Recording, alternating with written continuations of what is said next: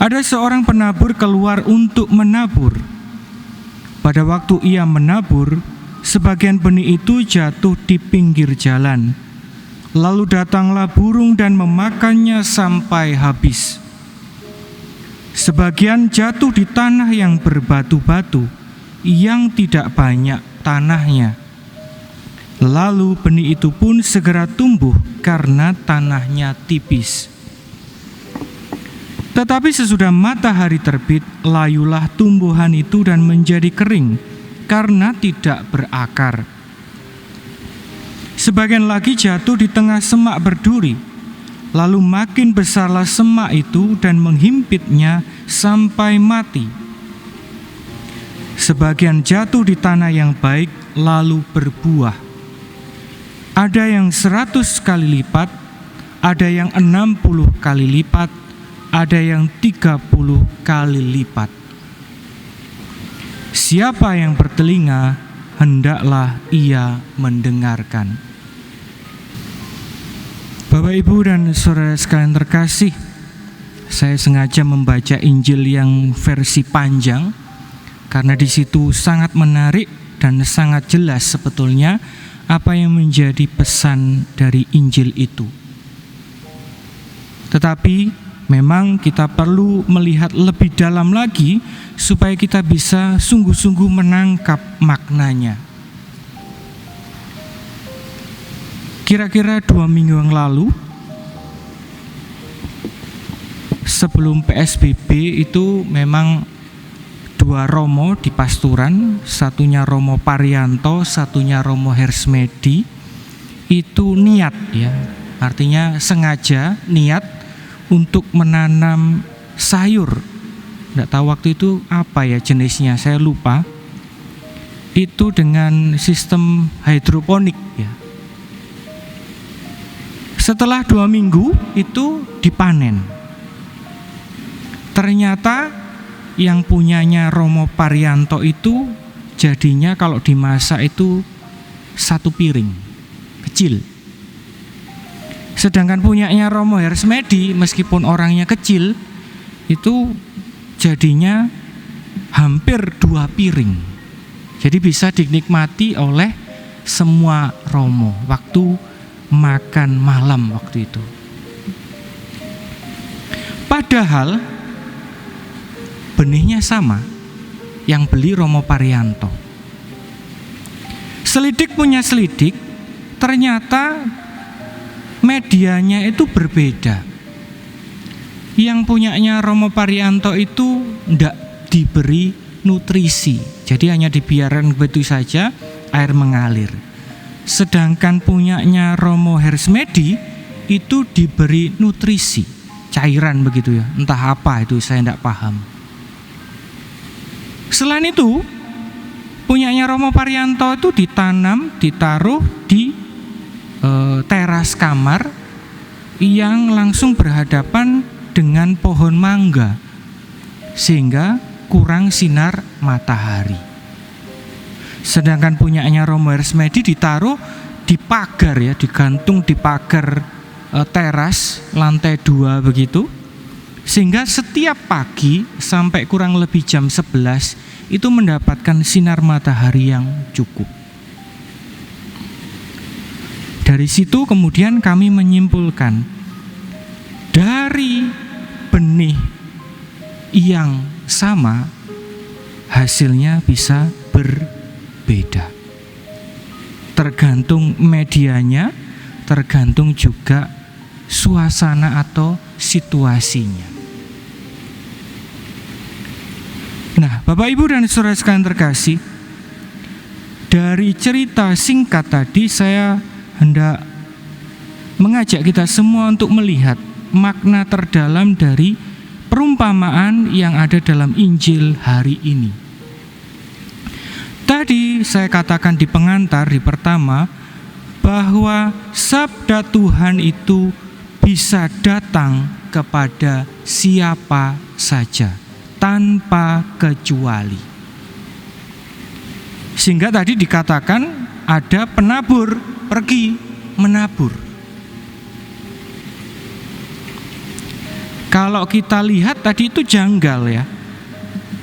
Ini penaburnya ini niat apa enggak? Genah apa enggak ya? Bener apa enggak? Kok menaburnya kayaknya sembarangan begitu ya? Harusnya kan kalau kita mau menabur benih, menanam benih itu ya kita hanya pilih yang subur, tanah yang subur.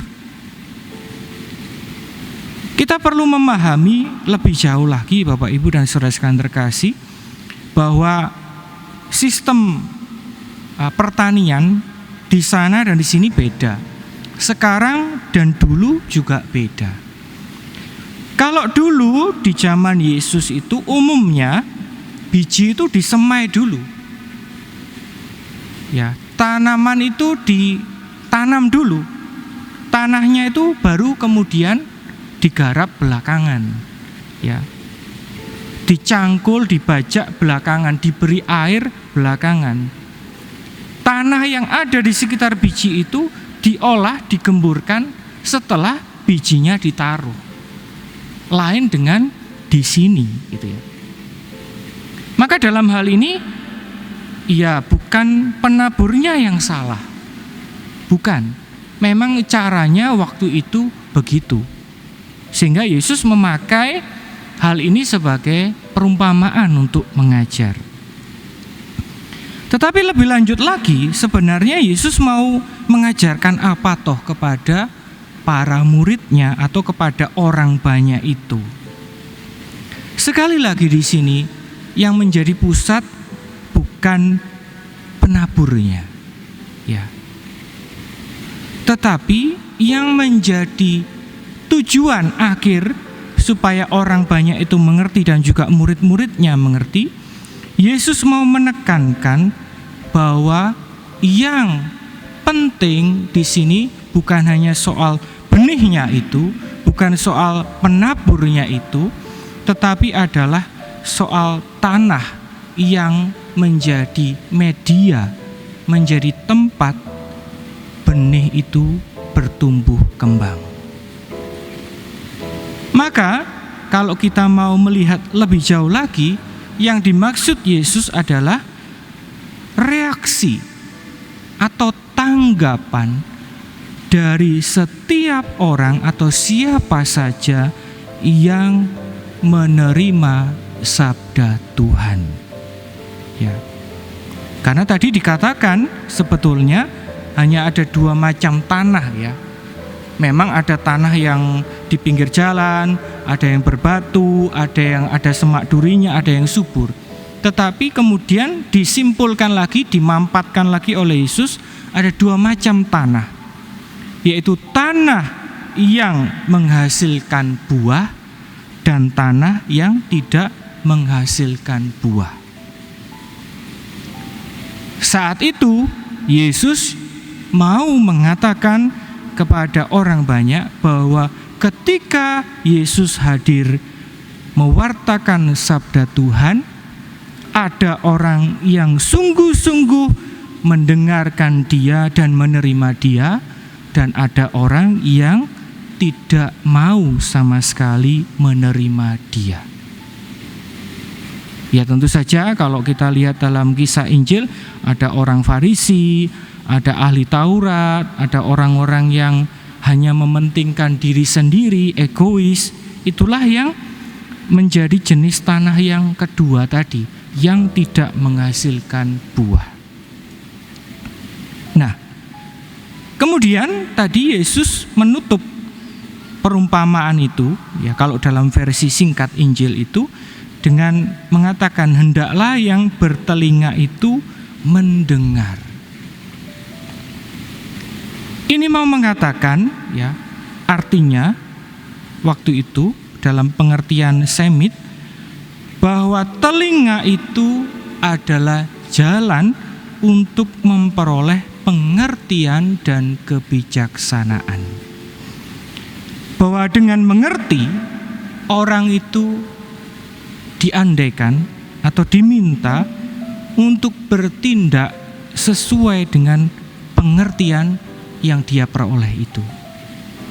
Dengan kata lain, Yesus menghendaki para muridnya untuk sungguh-sungguh membuka diri, membuka hati, mengolah diri, agar sabda Tuhan yang sudah mereka terima dan mereka mengerti itu bisa mereka lakukan dalam hidup sehari-hari.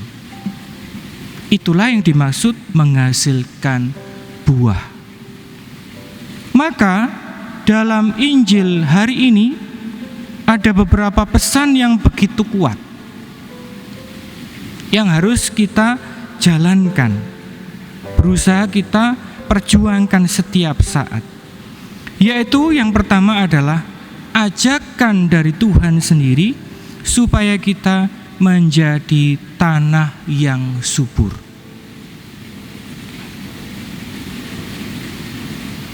Memang untuk menjadi tanah yang subur yang menghasilkan buah itu bukan perkara mudah. Maka kita pun juga senantiasa perlu waspada setiap saat terhadap si jahat, ya, yang berkali-kali itu selalu mencoba untuk membuat diri kita, media sabda itu, benih itu menjadi mungkin tanah yang di pinggir jalan itu, mungkin tanah yang berbatu, dan mungkin tanah yang penuh duri. Intinya kita harus berusaha menyingkirkan segala hal yang menghalangi supaya sabda Tuhan itu bisa kita mengerti dan kita amalkan. Supaya pada akhirnya apa yang menjadi harapan Tuhan, di mana Dia adalah penabur itu, penabur sabda itu, Dia pada akhirnya boleh menuai atau boleh memperoleh buah dari usahanya itu. Kenapa saya katakan sebagai usaha? Tadi sekali lagi dikatakan sabda Tuhan itu diberikan kepada siapapun, tidak pilih-pilih.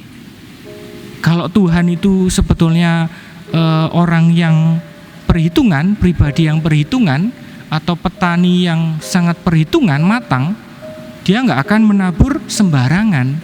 Dia tidak akan menabur di lahan yang kurang subur. Tetapi dalam hal ini kita perlu ingat, Tuhan itu adalah Tuhan yang berbelas kasih, yang mengundang siapapun untuk selamat. Maka mari Bapak Ibu dan saudara sekalian terkasih, kita semua berusaha untuk menjadi tanah yang subur, agar benih sabda Tuhan, benih keselamatan, benih kebaikan yang diberikan kepada kita bisa pula dinikmati oleh semua orang, dan pada saatnya nanti kita pun juga boleh ikut serta dalam karya keselamatan Tuhan. Tuhan memberkati.